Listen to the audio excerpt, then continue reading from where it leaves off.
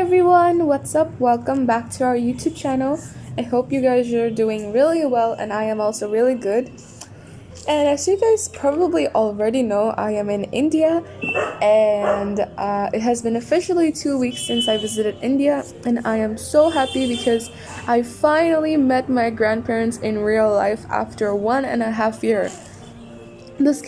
This sounds less, but to me it means a lot because I miss them so much every time I'm in Sweden.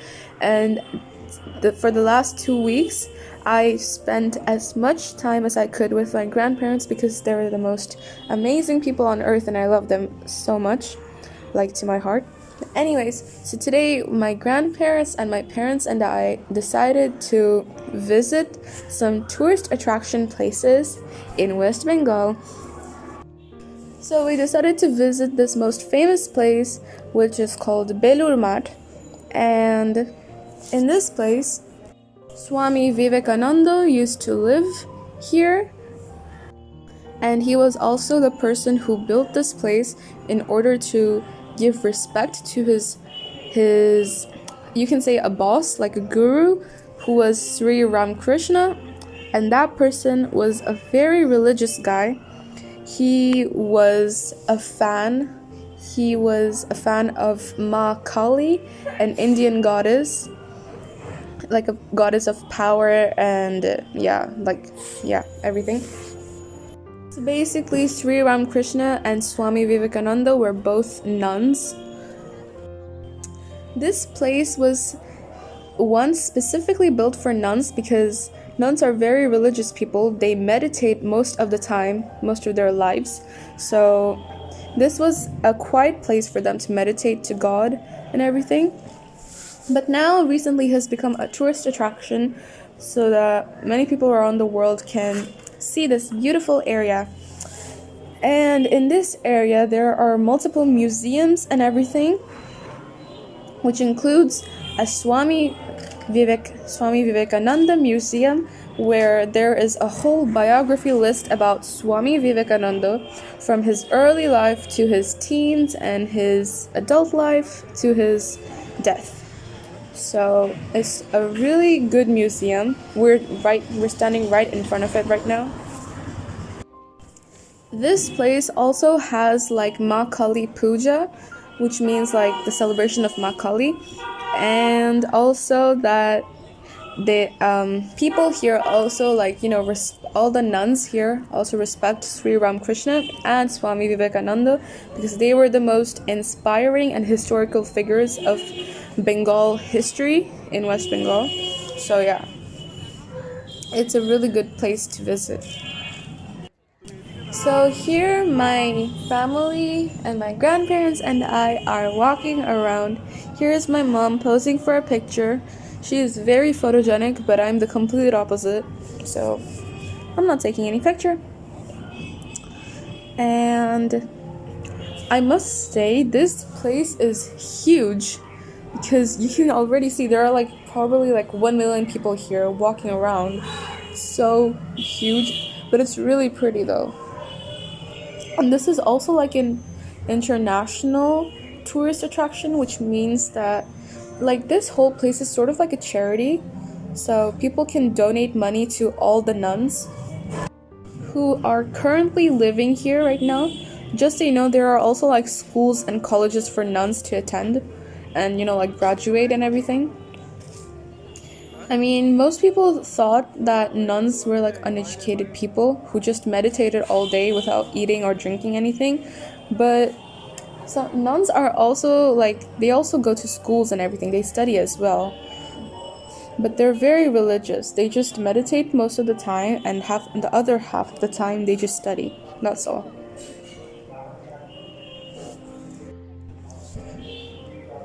And they are also vegetarian, and they're very strict when it comes to eating food.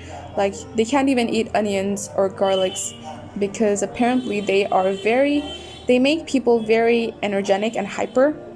And when you meditate, you don't want to be hyper energetic and everything. So that's why all the nuns here don't even eat onions or garlic. And they're pure vegan. Right now we just entered a huge gate, which you guys already saw. So this is a beautiful building, and this is a huge temple of Sri Ramakrishna.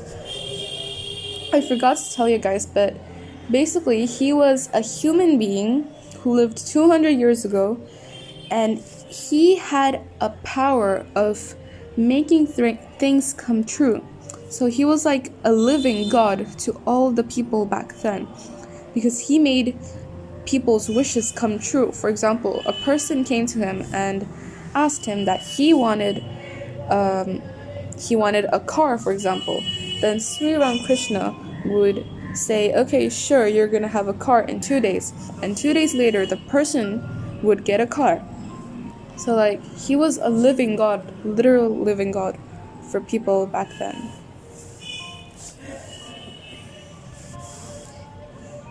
He had godly power, so yeah. And this is a beautiful garden, and I am holding my grandma's hand and guiding her to walk, because she has some problems on her legs, which it really affects her walking because it slows her down. So yeah.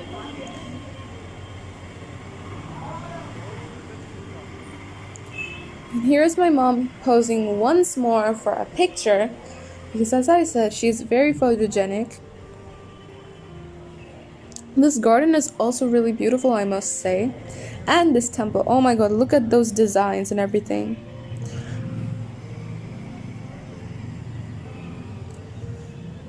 This place is so beautiful. Like, honestly, who would think this is in India? India has one of the most beautiful tourist attraction places on earth, and the most beautiful religion, Hinduism.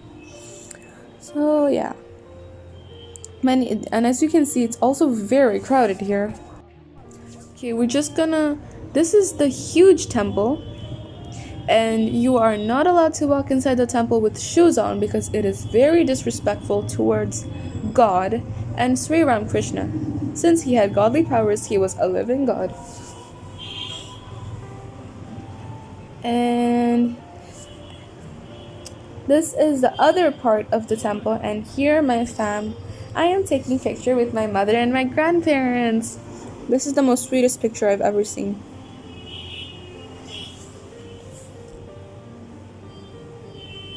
And the best part about this trip was that my grandparents told me all about this place, because they are the most smartest people I've ever met on earth, and they gave me like a lot of information about this place, because I barely knew all of this before until my grandparents told me that this was made by Swami Vivekananda and Sri Ramakrishna and everything.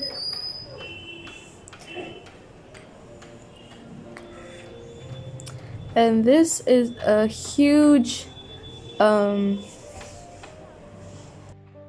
this is a puja pandal. So basically on January 20th, I believe, there is gonna be a performance here about Sri Ramakrishna. So basically, when he was alive, as I said earlier, he made people's wishes come true. And in this pandal, they're gonna celebrate the day when he made someone's wish come true. So yeah, and it's gonna be on January 20th, and unfortunately we won't be able to come on that day, because we're gonna leave on January 16th. So that is the most saddest thing ever. But now we're having fun, so we're gonna ignore the fact that we only have like 2 weeks to live in India. So yeah. And as you can see, in front of us is the Ganga River, and it is huge. Like, it's crossing all the way West Bengal to Bihar, to UP, Jharkhand, and to I don't know, and some other places as well. Basically, it's a huge river, one of the biggest rivers in India. And you can see on the other side of the river there are more forests and buildings as well. And yeah, and it's also like very clean and hygienic here. And I don't know if you guys can see it, but when we were walking here, there were like thousands of crows above us, like literally like screaming and everything. They were flying and at the same time they were screaming, so yeah. And as you can see, there are a lot of people here taking pictures and everything. So like, yeah, it's really pretty. Basically, this whole place is very religious. Even though I'm not a religious person, this is so interesting to me. Like, I really enjoy this place.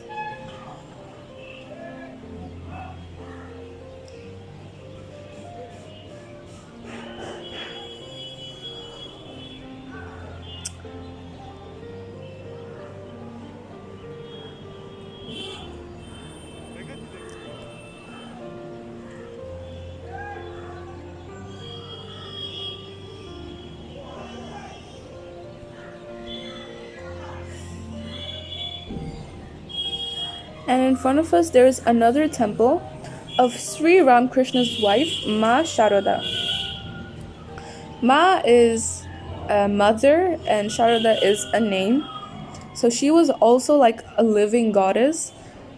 Like Sri Ramakrishna and Ma Sharoda were both living god and goddesses. So, yeah. She also made people's wish come true, and she helped people, especially like poor people and uneducated people, to like be more educated and give them food and water.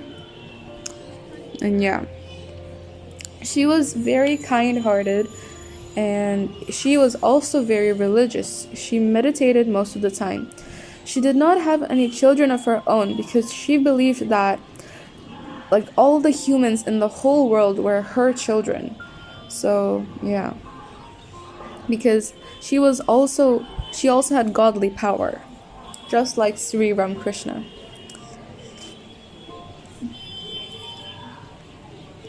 This is the temple. Okay, so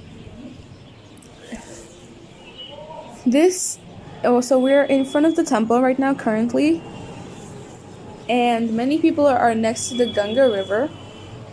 And just so you guys know, there is a rule that after 5 p.m., no one is allowed to go next to the Ganga River, because in the past, people used to suicide in the Ganga River after 5 p.m. because the sun sets down after 5 p.m. and no one can see the person, so that's why they suicided. So yeah.